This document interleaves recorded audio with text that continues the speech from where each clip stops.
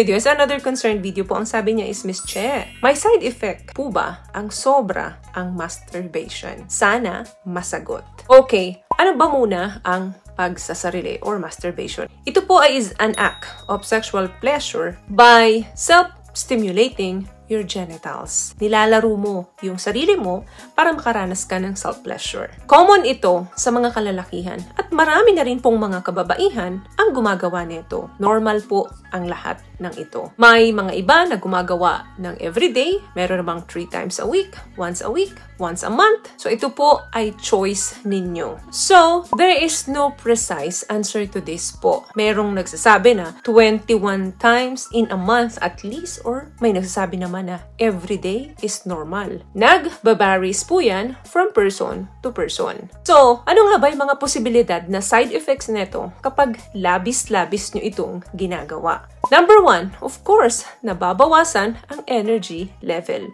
Yung gawin mo nga lang siya minsan sa'yo, di ba? Pagkatapos mo, anong nararamdaman mo? Di ba inaantok ka? Di ba ang sarap matulog? Paano kung palagi mo ito ginagawa? Di laging mababa ang enerhiya mo. Alam na natin na kapag nag-engage ka sa mga sexual activity, may partner man or wala, nakakabawas talaga yan ng calories. So that means very healthy siya. May partner ka or wala. Yun nga lang, kapag lagi, of course, nare-reduce yung energy level mo. Kaya kung gagawin mo to, siguraduhin mong tapos na yung trabaho mo or tapos na kung ano man yung gagawin mo sa araw na yun. Kasi, kung hindi, baka makatulugan mo. Number 2, swollen genitals. Yes, possible din po ito. Yung mga taong gumagawa nito na sobra-sobra na, baka 2 or 3 times a day pa, pwedeng mag-increase yung chance na mag-suffer siya sa kanyang swollen genitals. Dahil po iyon doon sa pressure na ibinibigay mo during masturbation. Another thing,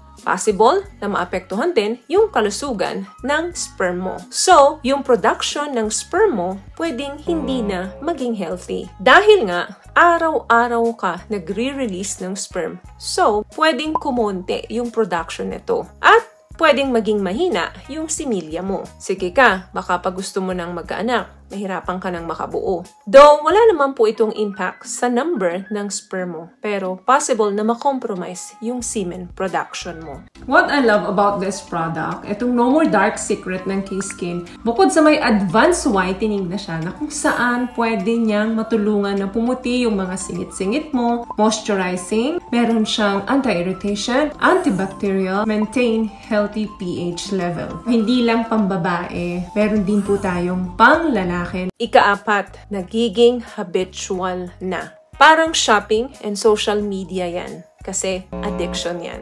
So, ang masturbation is also an addiction. Kaya lang, pag sinabi mong addiction, related po yan sa substance. So, dahil hindi ka naman substance, you become addicted.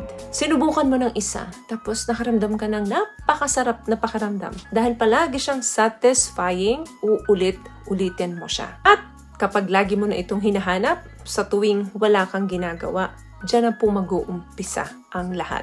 Magiging routine mo na ito. Kaya ang gagawin mo, palagi kang maghahanap ng oras para gawin ito. And of course, lahat po ng bagay na sobra-sobra nating ginagawa ay hindi nakakabuti sa ating mental at sa ating physical. Panghuli, pwedeng maapektuhan nito yung pakikipagrelasyon mo. Dahil nga pakiramdam mo, hindi mo naman talaga kailangan ng partner para paligayahin ka. Dahil nagagawa mo naman ito kahit solo ka. Kaya ang sasabihin mo sa sarili mo, kaya mo maging single forever. At kung sakali namang nagka-partner ka at dumating sa puntong nagtali kayo, hindi ka na nasasatisfy doon sa partner mo. Hinahanap mo na kasi yung solo na ginagawa mo lang sa sarili mo. Maaring wala ka na rin pakialam na i-meet yung sexual desire ng partner mo. Dahil hindi mo rin naman na-meet yung sexual needs mo sa kanya. Nagde-develop ka na ng unrealistic expectations doon sa partner mo at doon sa sarili mo. Akala mo normal yon, pero may negative impact po yan sa'yo at doon sa partner mo. Wala namang masama na i-pleasure ninyo yung sarili natin. Pero kung magiging addicted ka dito at habitual ito po yung magiging negatibo sa pagkatao natin. Kasi maapektuhan na yung pakikipagrelasyon natin, relasyon man yan sa pamilya, sa kaibigan, at lalong-lalo na sa romantic relationship mo. Mahirap pigilan, pero pwede mo naman bawasan. So, yun lamang guys ang video natin for today. I hope nakatulong po ang mga napag-usapan natin dito. At kung nagustuhan niyo po ang ating video, please give it a thumbs up, comment down below, and also share this video rin po sa mga kaibigan sa tingin yung matutulungan ng video natin.